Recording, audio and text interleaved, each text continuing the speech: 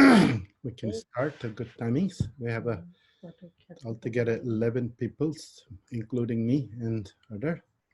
So good.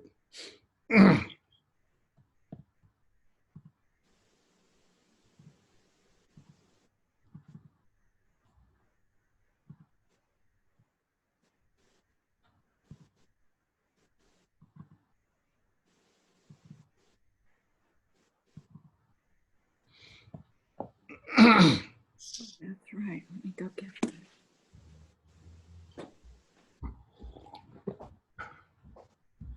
Okay. Yesterday we were working on this story, right? Okay. Let's read from the beginning. One sentence for one person.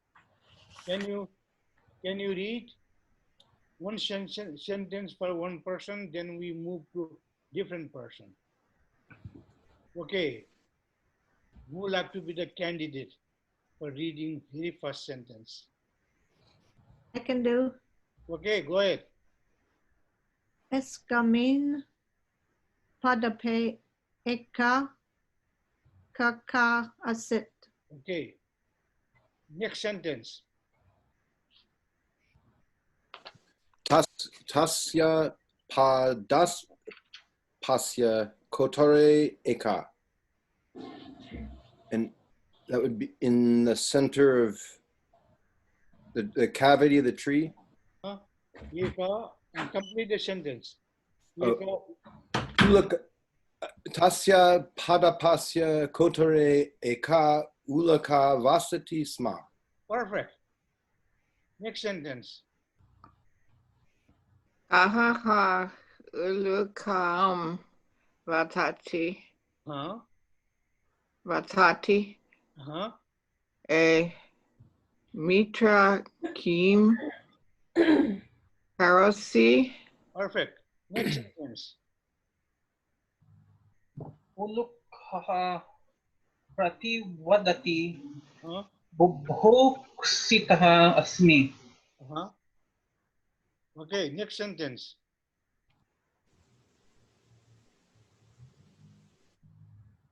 Pancha dinani gatani mama bhojanam na asti. Perfect. Okay. I think we have not done after that. Right? For 5 days, I have not have any food. Next sentence is Kakaha punha bharati. Kakaha punha bharati, meaning is punha, there is no new word in here. Kakaha punha bharati. Give me the meaning. Crow says again. Yeah, the crow says again. The crow says, Kotarat bahi agacha. Kotarat bahi. We have kotare earlier. Kotare in a cavity in a hello. Here we don't have kotare, but kotarat from the cavity. Kotarat from the cavity. Bahi agacha. Kotarat from the cavity. Can you guess? Bahi agacha. Agacha. Bahi means outside. Bahi outside. Agacha. Gacha. Gachati. You know the word gachati, right? Right, went. Gachati goes, right? Agachati, if you put a in front of the ga, agachati comes. Comes. Gachati goes, agachati comes.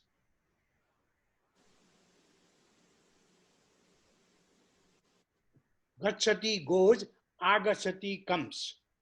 So gacha will be the order. Gacha means go. Gacha means go. This is the order. Gacha means go. So agacha means come. Come. Agacha means come. So if you like to say come in Sanskrit, you say agacha, agacha. This is what we have here, agacha.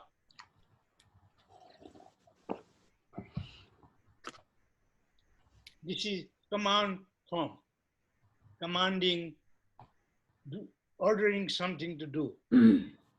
So just like a gachati, gacha, if you want to say something, vada. Vada means say. But agachat means went? Or... Agachat means one. Not okay. Agachat means when, agachat means came. Oh, okay, I see. Agachat. Yeah, agachat means when, agachat means came. Pashyati, sees. Somebody look at it, right? Pashya means look, see. Pashya means order, see, watch, look. So see here, agacha, come. Kotarat bahi agacha. Give me a translation. Kotarat bahi agacha. Kotarat, from the cavity. Come out of the hole. Come out of the cavity. Yeah, come out of the hole. The crow says again, come out of the hole, come out of the cavity. Okay. Asmin bani. So the bahiha, the bahiha means out from or away from. Bahi means out or outside. Okay. Kotarat bahi, outside the cavity. Nagarat bahi will be outside the city. Right? Vanam, remember vanat bahi, outside the forest. Like that. So agacha, kotarat bahi, agacha, come out of the hole. Okay. The crows continue saying, Asmin vane, bahavaha mushika santi. Asmin and yet asmin is synonym. Asmin vane means forest. Asmin vane means in this forest. In forest. If you translate literally, asmin means in this, vane in the forest. In the forest. But the meaning is asmin bane, in this forest. Asmin bane, in this forest. Bane is locative. Banam, bane in the locative, and therefore yetat bane is not good enough. Asmin bane, in this forest. Asmin bane, in this forest. Bahaba,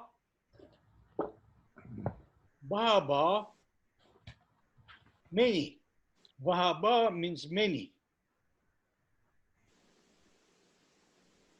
This is pure. Bahu bahaba. Bahaba, many.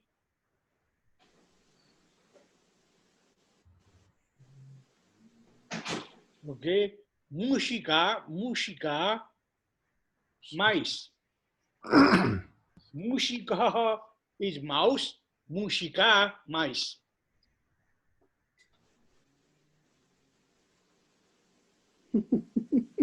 Okay. Why the capital S in there?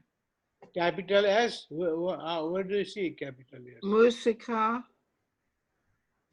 Oh, Mushika here. We are reading Kyoto Harbor thing, right? Right, because this retroflex S in Kyoto Harbor, the retroflex S is capital S. Okay. Right? So when you type Kyoto Harbor for Shaw, you type capital Shaw. Okay. The Mushika, look at the Devanagari script. Do not give much attention to Kyoto Harbor. Come back to Devanagari, okay? Asmin vane Bahavah Mushika Santi. Asmin Bane Bahava Mushika Santi. You know the word asti, right? Asti, asti, asti. We have many times. Santi is plural of asti. Asti star santi. Asti is singular. There is. Santi, there are.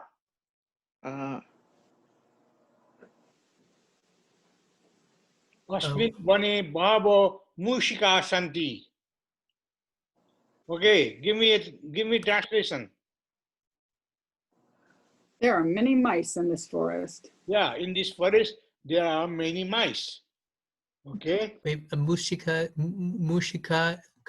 is many? Or? Mice. Oh, mice. Oh, okay, mice. And bahi is out? Or Bohi, this bohi, right? Yeah, right. Bohi out or outside. Okay, right. Thank you. Yeah. Kotra bahi agacha, come agacha, come bahi outside, kotra from the hole. Come outside the hole. Come outside the cavity.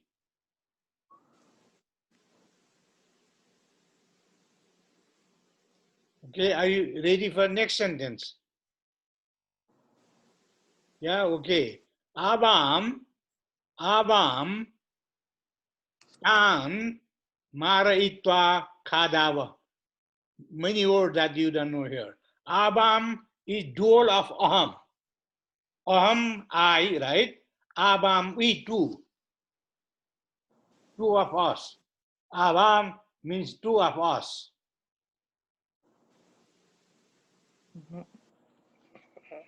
Okay.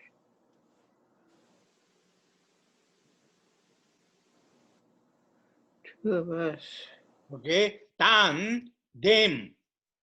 Tan, tam, tat, him, and that, right? Tan, them. Them means the mice. Abam, tan, those mice. Mara itwa, this is long word. Mara itwa. We have shutwa, you have drishtra, right? Twa ending word. You have drishtra after having seen, shutwa after having heard, right? Mara itwa after killing.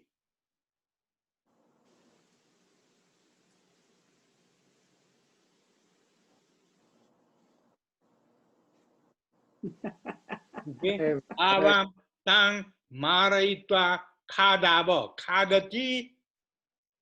Khadati eats, right? Khadami will be I eat, but here we have avam, two of us. Therefore you need dual. Khadava, we eat, we two eat.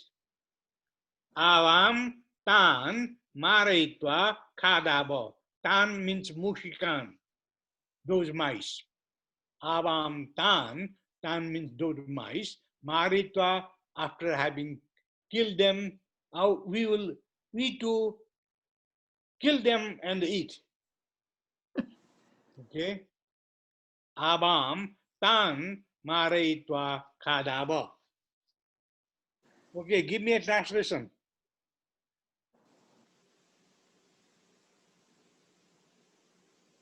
Those two of us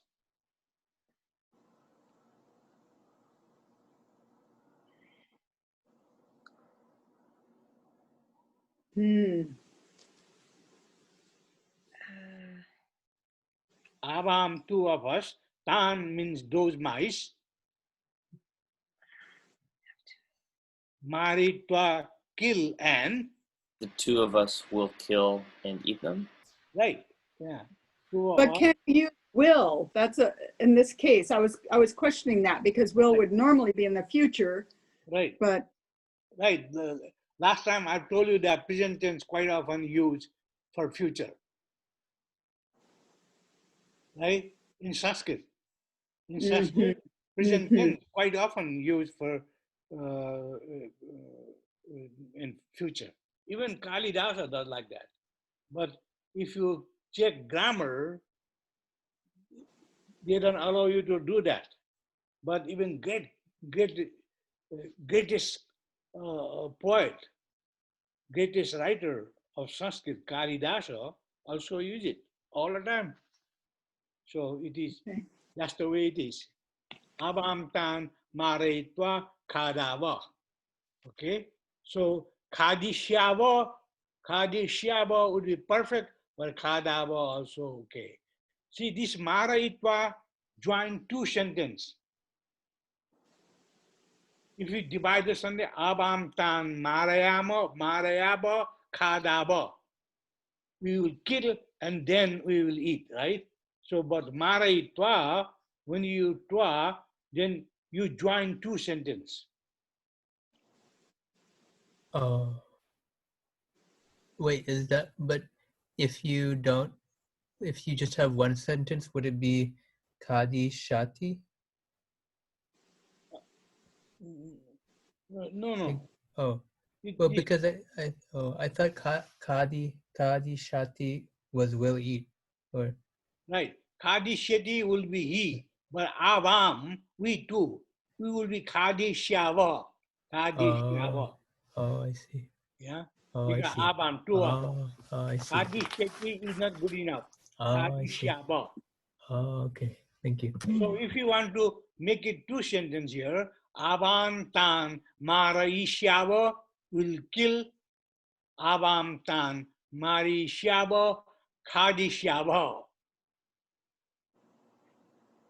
Avam tan khadi marishyava, avam khadishyava will be two sentences, right? But it is put together. Sounds much better if we use maraitva khadavaha. So could we use the them twice in English there? Could we say after killing them, the two of us will eat them, or can we not use it twice?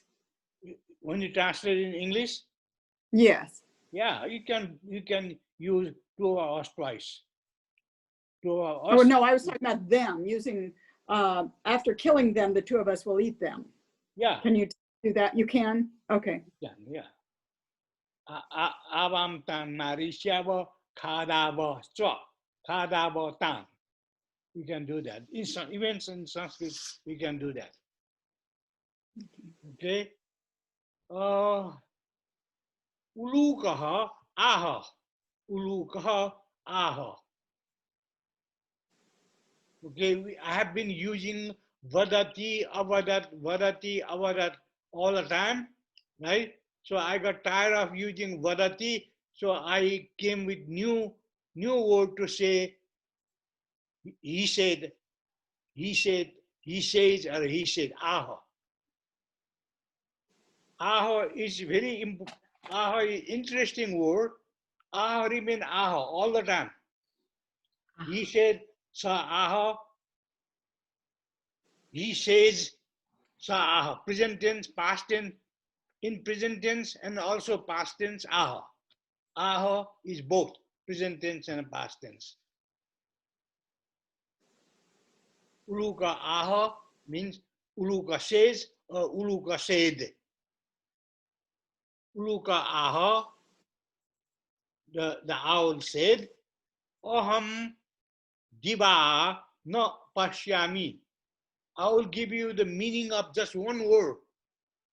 Aham diva na pashyami. You know all the word except diva.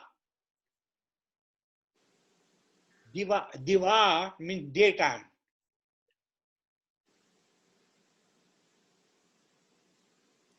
Diva means daytime.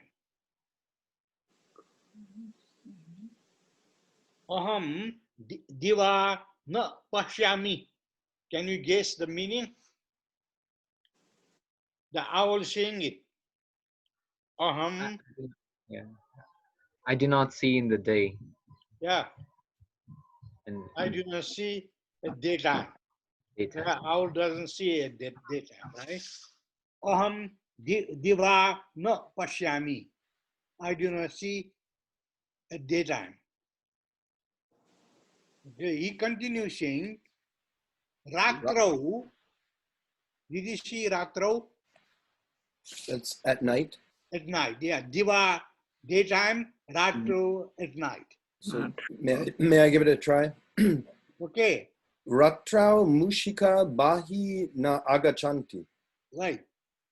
And Translate it. so at night, mice, or the night comes and mice don't come. Do not come outside. Yes, do not come outside. Yes. Perfect, perfect. You did very good job. Okay. Ratro mushika bahi na agachanti. At night, mice do not come out. Do not come out. At night, mice do not come out. Daytime I cannot see, but at night, mice do not come out. That's a big problem for him. Okay. So the story is not over, but you may like to translate it as homework.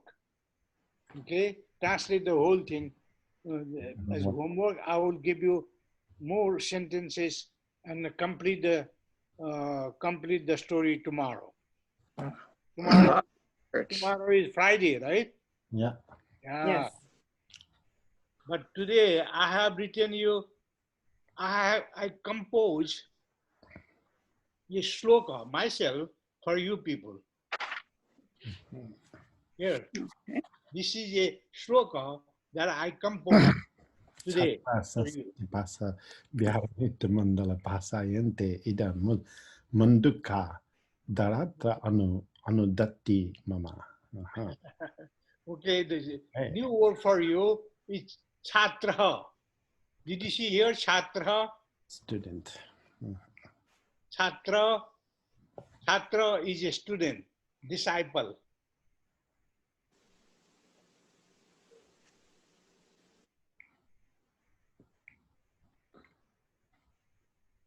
Chatra is disciple. Bhasha. Is Bhasha. it feminine? Excuse me. Is chatra feminine? Masculine. Yeah, you can guess it because all visarga ending. Chatra. I'm not reading here. I'm here.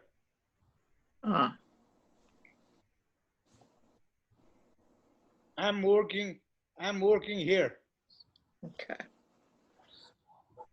Okay. Chatra is a student. Bhasha is language. Okay. Chatra is a student. Bhasha, language, like a Nepali Bhasha, Hindi Bhasha, Sanskrit Bhasha. Sanskrit Bhasha is Sanskrit language. Okay. Hindi Bhasha, Nepali Bhasha, or Sanskrit Bhasha. Bhasha is language. In the Vihara, have you heard the word Vihara? Yeah. Yes. Yeah. Of course. Vihara is a monastery, including Nepali Vihara. Varsha is rain or rainy season. Varsha, either it means rain or rainy season. Varsha, can you guess the gender of the Varsha?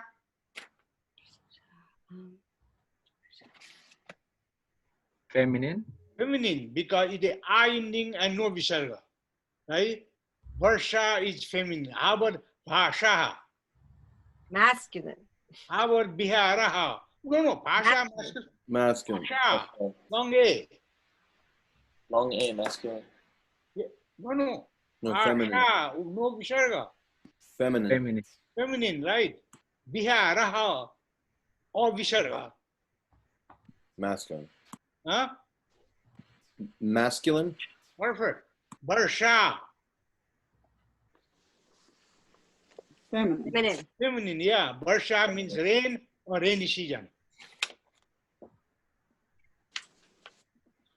Okay. Iba means like. It doesn't have visarga. It is not masculine. It is not feminine. but it is an adverb.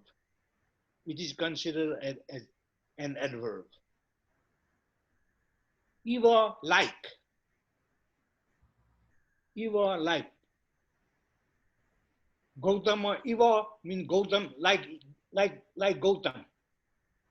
Eva comes later, right?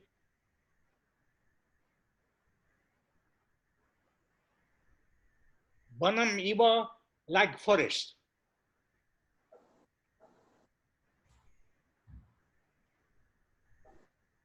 Eva like. Khaga Eva like a bird. Naraha Eva like a man.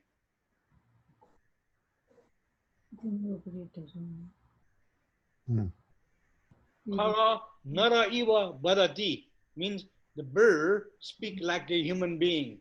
Nara also means human. Nara Eva is like. Okay. Mandu kaha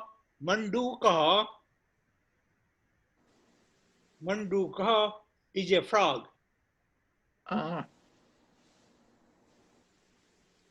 Manduka is a frog.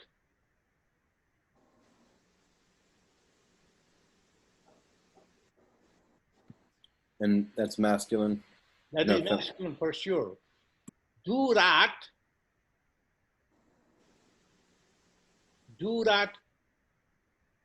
duram is distance. Durat from distance.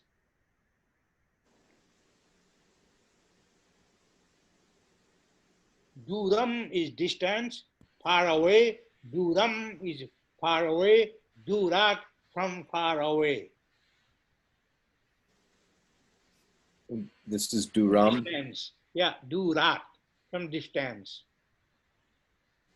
Professor, with the Varsyamiva, is there Sandhi with the last M and the first vowel E? Oh, Barshayam Eva? Huh? Yeah, there you can have Sandhi, but you can have this way as well. It's 100% correct. Okay, so both. Yeah. Here too, durat, anavaranti, you can put together or you can divide it. In Western publication, Sanskrit book, they often divide it, they keep separate. Barshayam, they keep separate so that it will be easy to understand. But Indian publication, they always put together. Durat from distance, anuvadati imitates, or not exactly imitates. Say something after.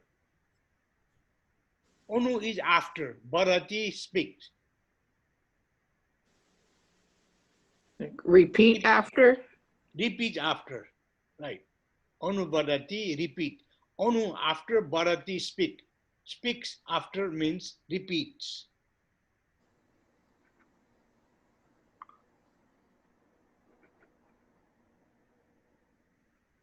So I have given you all the meaning of the new word. Now this is the sloka that I composed. You give me the translation. But I will teach you how to chant. Okay, work on it and give me the meaning. Let's see who can give the meaning of the entire sloka first. I will give you A to the student who can translate this. Told us the meaning. A plus. Are you ready?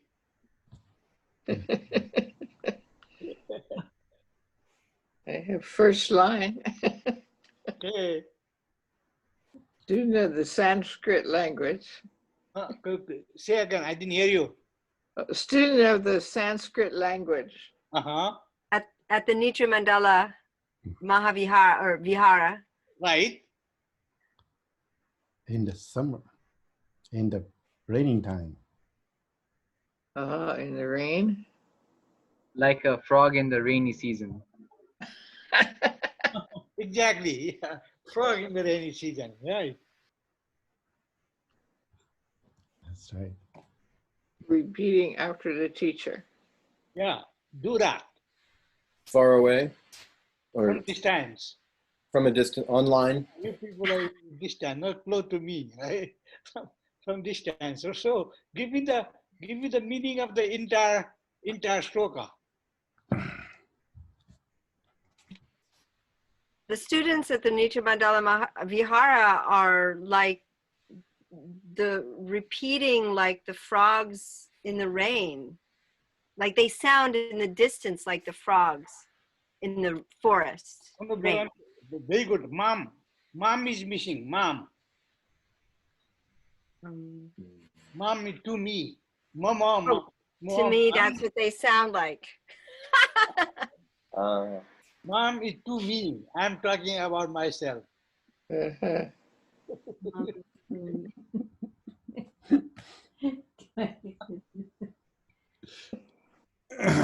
We have a frog in our throat, maybe. No. Sorry.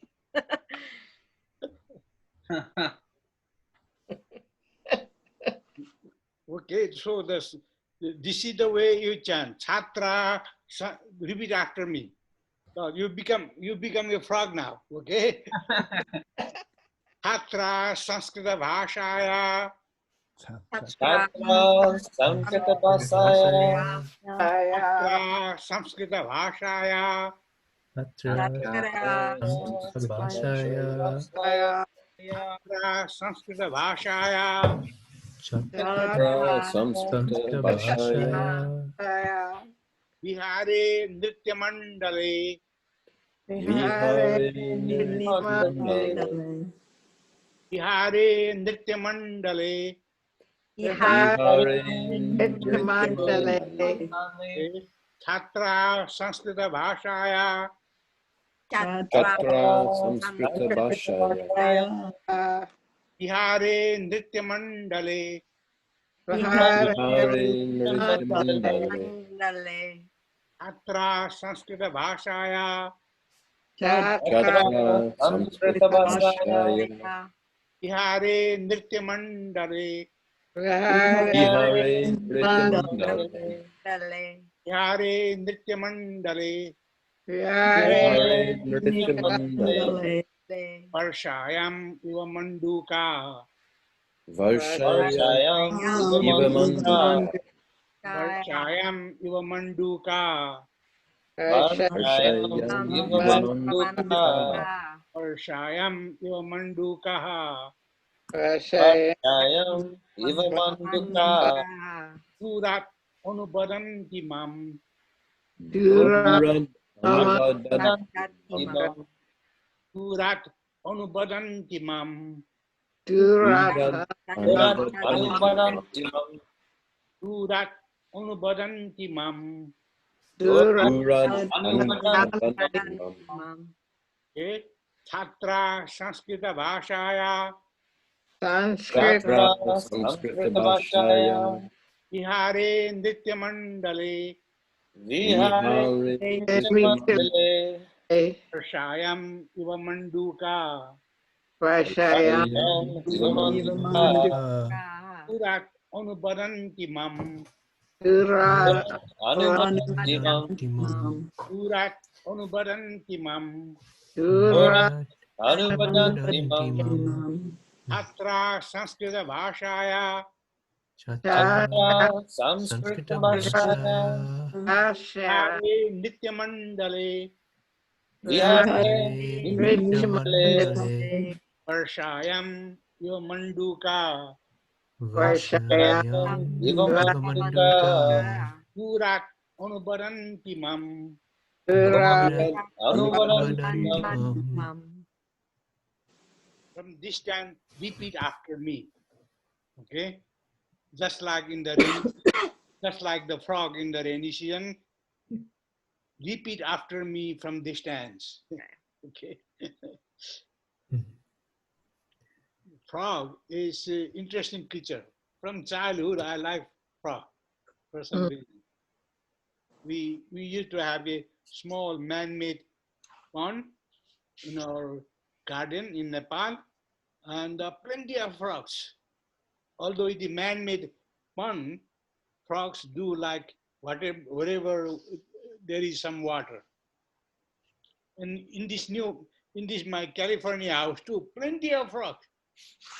Yeah, but frogs start croaking here when springs come. Yeah, in Madison too, frogs croak immediately after snow melt. Mhm. But in Nepal, India, frogs start croaking after rain, when rainy season begins. There is no snow melt in India, Nepal, uh, at least in Kathmandu, no snow melt. And so when summer is over, it rains, then they start croaking. In Madison, Wisconsin, the frogs hide during during winter, right? You do not see it, but because of plenty of snow and the ground is frozen, they hide inside there. And just after the snow melt, they come out and then start cooking. But in India and Nepal, at least in Kathmandu, summertime they hide. It's too hot. It's too hot, and then just after the hot season is over, after rain, and they come out and start croaking. Okay, this was so fascinating for me. This thing was so fascinating for me. I wrote my dissertation on this. No, I'm not kidding. I'm not kidding. There is a Rigvedic hymn called Manduka Sukta. Very famous hymn in Rig Veda.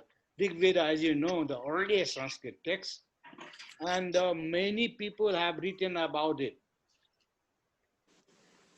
And I came with a new idea that this particular sukta must be written in India.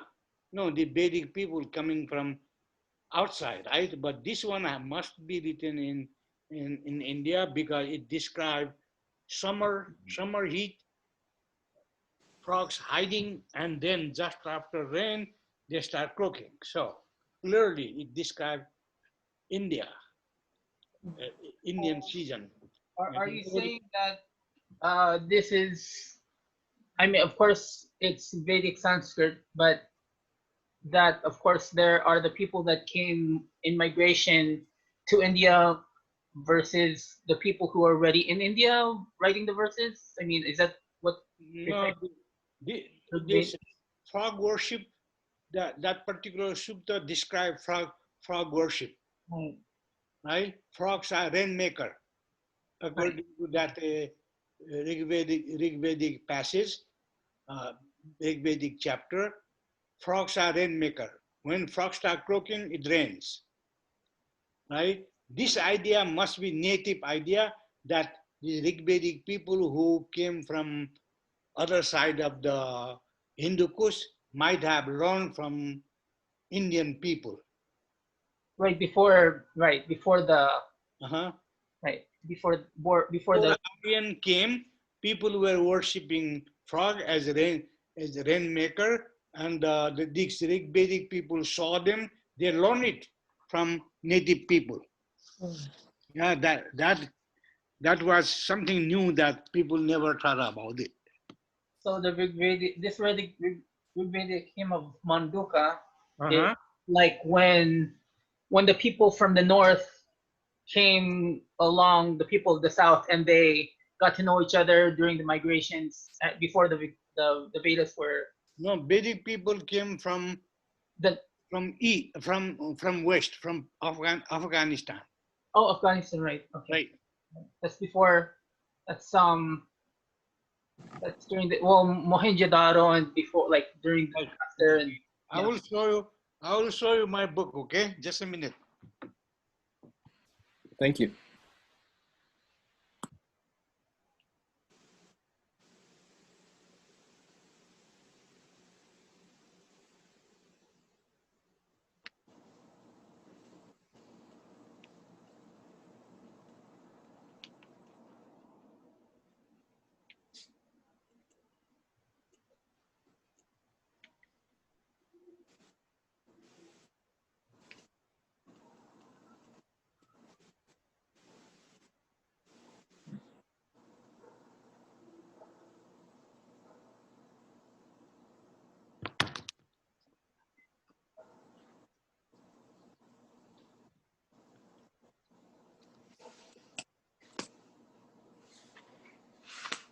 This was my dissertation, now it is published. Yeah. I'm very proud of my book. Frog hymns and rain babies. babies. Right. Oh, wow. Okay.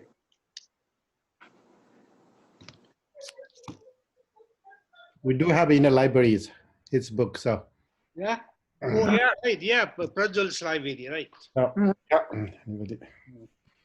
I And Professor Vajracharya, when I was in college studying religion, I found frogs in creation myths around the world. They show up in a lot of the ancient, all over the world, and like a.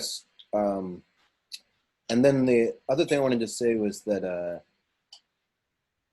in the book, what is it, in the Bible, they're a plague, not because they're dangerous, but because they're harmless, and it shows how something harmless can be powerful.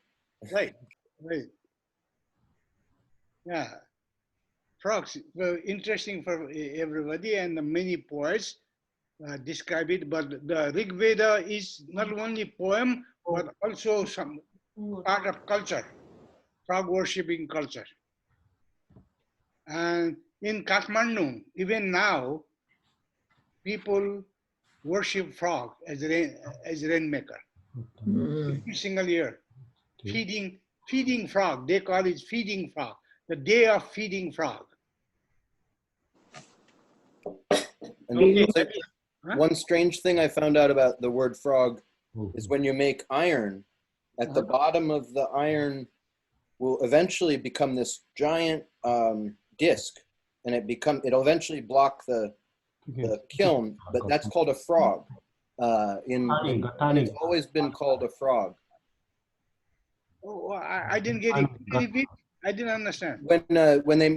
When they made iron thousands of years ago, there's a piece at the bottom when you melt everything, and they've always called it a frog. Why? I don't know. It's an ancient word. I'll talk about it some other time, but it's called a salamander or a frog, and it's thousands of years old when you make iron. I know frog drum in Southeast Asia, ancient frog drum, but this thing really new. I never heard of it. What it is when, I'll just make it quick, but it's fascinating to me. But what happens is it's the sediment at the bottom when you make all the iron, and it is a problem. They have to remove it, and it's called a frog. It's a technical term. Yeah, this is why it is so interesting. How it became a technique, how frog is associated with that technique is the question, right? Yeah, and it's not a modern word. We're talking Iron Age. Yeah. Right. Could you give me the reference to that things? Yeah, I'll email you. Yeah. Okay, please. Yeah. Okay. Now, anybody can chant this sloka alone without my help?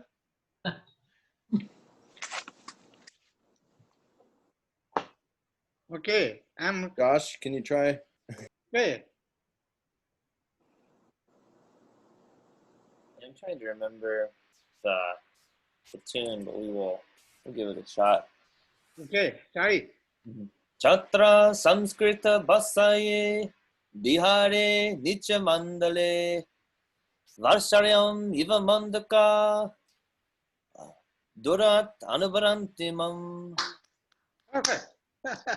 Yay. Well done. Thank you. Yay.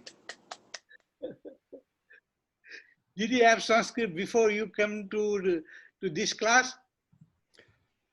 Very little formal instruction, but I study Hindustani classical music, so I'm singing and reciting Sanskrit compositions. Right. Yeah, I remember that. Yeah, that is helpful. Yeah. That's it. The really good singers in all the slokas and charya songs, so all the Sanskrit songs. Yeah, this is very helpful. Okay.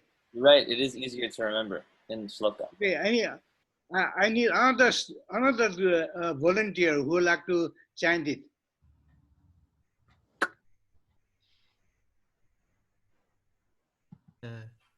Okay, I'll try. Right. Okay. Chatra Samskrita Bhashaye Vihare Nritya Mandale Vashayam Iva Manduka Durad Anuvadanti Mam.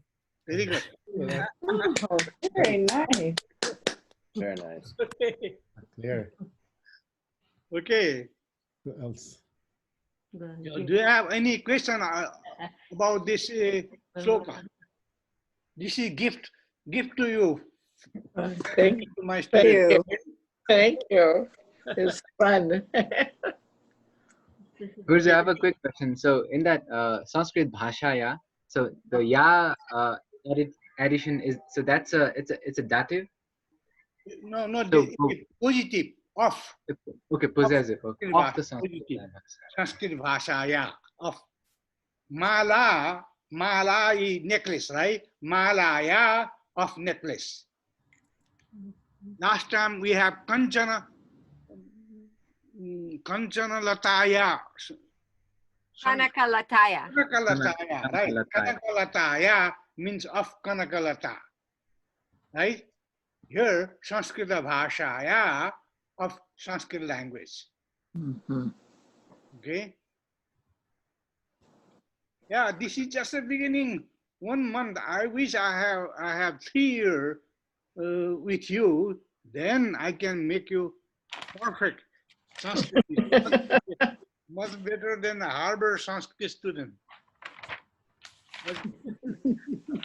Harvard Sanskrit student. I have a good friend, Sanskrit teacher at Harvard. His name is Michael Vijay. Oh my God, he knows so much Vedic Sanskrit, and he has recently finished translating Rig Veda. Oh my God, this guy is a human being kind of thing. He knows about Nepal and European culture and Jain Avesta. Oh, wow. Yeah. What is his last name? Vijay, Witzel, Vijay, Michael Vijay.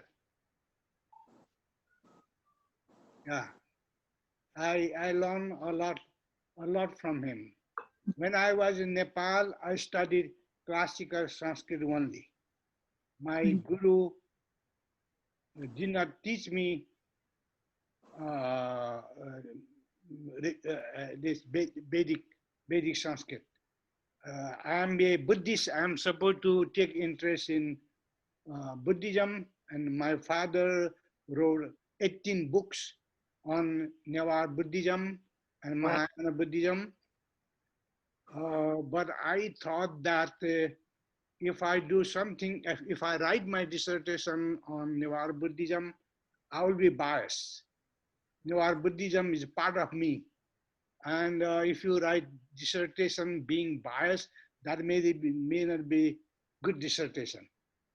And so I wanted to learn something new after coming to United States. So I chose my dissertation on Vedic hymn. And same time, I found this 3,500 years old Vedic text helpful understanding Indian and Nepalese art. Amazing things.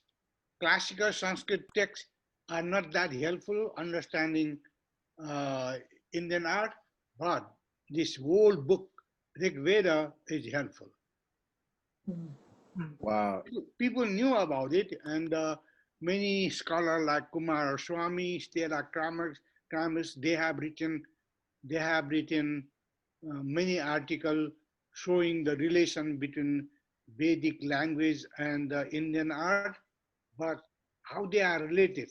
There is a Indian art begins around 3rd century BC, but Vedic text goes back to 1500 BC. There is more than 1,000 gap between Vedic text and Indian art. And nobody answered it. What is the reason that, what is the link between them? So I look for the link. I study Vedic text, but when I study Vedic text, I do not look for Vedic element. I look for non-Vedic element in the Vedas. That is my specialty. And the irony is that the Vedas are supposed to be so true that they're not cultural, they're truths. Yeah. Yeah. Right. So, but what happened that when people write something, they cannot write anything without being influenced by what they see, right? And so this Vedic Aryan, when they moved from Afghanistan to India, they saw many new things. And we see the reflection of their new learning after they moved to India.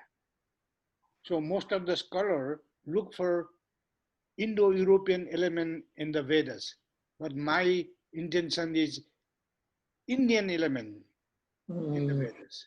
Some people like it, some people do not like it. Now people are arguing that Sanskrit originated in India and never came from outside ever. Oh yeah. Indians cannot survive the borrowing languages. You know, if you agree that the Sanskrit is a foreign language to our ancestor, that would be a terrible thing. So they say no. It is Indian who travel from India to other part of the world. You know, there are many Sanskrit words. Same with Greek. For example, the counting. Dvi is duo, tree is tree, katur is kators in French, panta is shasta is six, sapta is set in French, right. Ashti is ocho in Spanish, nava is nuth in French, and dasha is dix in French. Even September, October, November, December. September is 7th month, October is 8th month, November 9th month, and December is 10th month. And dasha. 2 months more later added in Roman period. It was added and then it became 12 months year. In India too, they didn't have year means 10 lunar months. When inactive months comes, no counting. 10 months make a year. 10 lunar month. 10 lunar month. In India, rainy season time is inactive time. And so the rainy season time is not counted. In Afghanistan, in Iran, and other places, when the winter comes, the months is not counted. Those months not counted is called anamaka. Can you guess what anamaka means? Not named. No name month. No name month. Yeah, and so in the inscription in various, in Persia, various inscription clearly mention that the month that follows the winter. Oh no. The month that precedes snow melt is anamaka. The month that precedes the snow melt is anamaka. Does the moon have a name in a month that has no name? Does the moon still have a name in that month? In that month? Yes. Not moon, but their stars. Stars have name. So you're saying no moon? Huh? No moon in the month with no name. The no moon is celebrated in that month? In that month, we don't know for sure. We have very little evidence, right? We simply know that 10 months make a year, and the 2 months is called Anamaka. You know, that way, that intercalary difference, intercalary month, what handle. You don't need to worry about intercalary month, because that 2 months could be 65 or 60 or 62, like that. Yeah. So, Professor, you were saying the stars. Are you talking about nakshatram? Nakshatra, right. Okay. Yeah.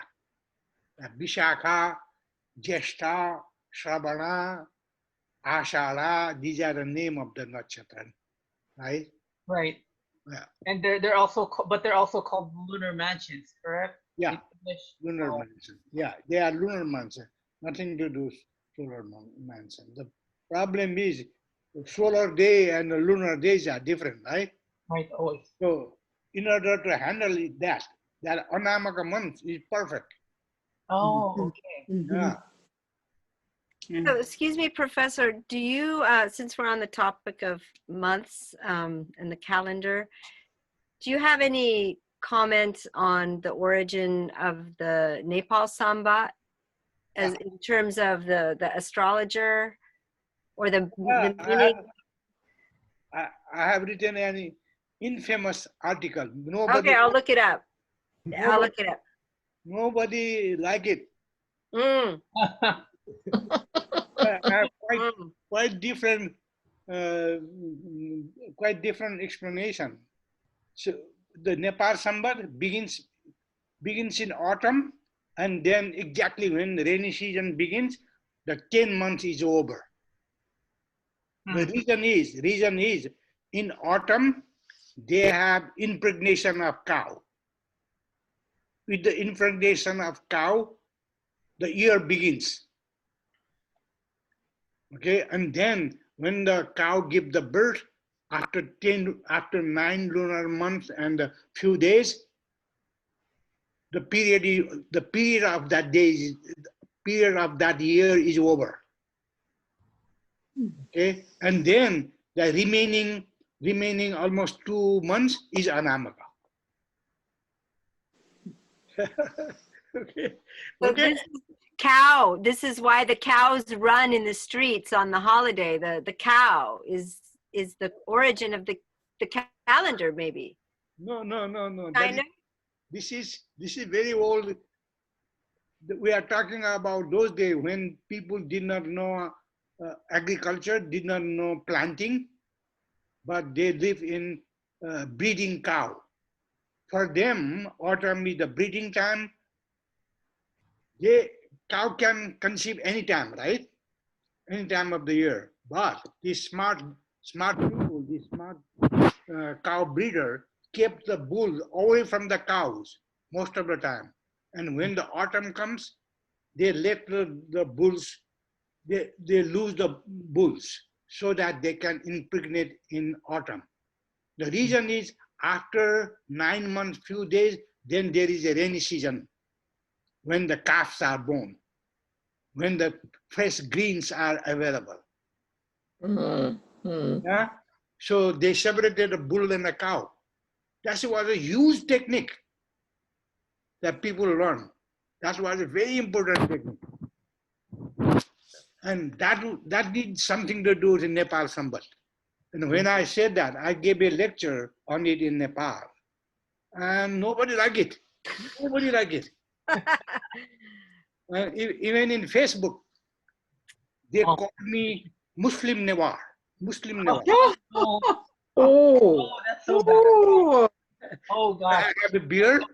Oh God. We have a beard. This Muslim Newar doesn't know anything. That's what they say. That's like saying you're non-believing then. I mean, yeah, I mean that's what the saying. Oh gosh. Anyway, I express what I learned, so I'm happy about it. Okay. Good for you. I'll see you tomorrow. Namaste. Namaste. Thank you. Thank you. Good. Yeah. homework. So tomorrow's homework, translate everything. Yeah. See you everybody. Yeah, translate that Okay. Sanskrit sentences. Thank you.